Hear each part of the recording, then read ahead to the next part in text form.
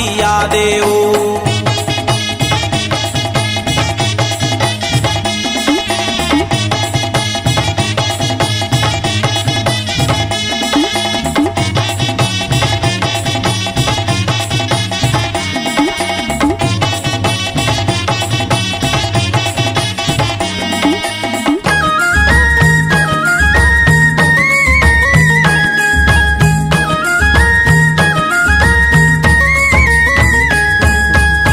पर्वत हिमालय ऊपर धुनी रमाए, धुनी रमाए भोला धुनी रमाए।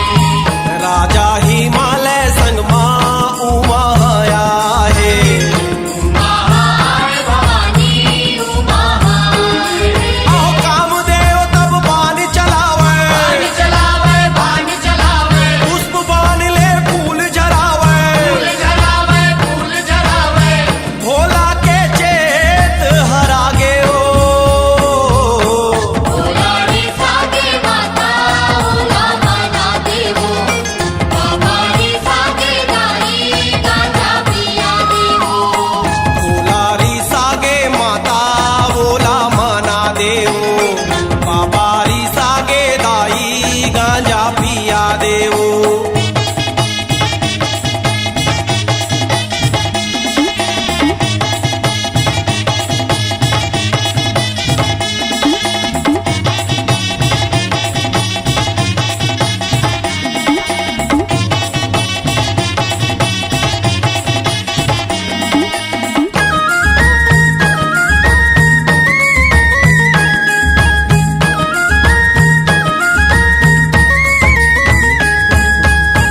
पिता के यज्ञ हुवन मां सती हया,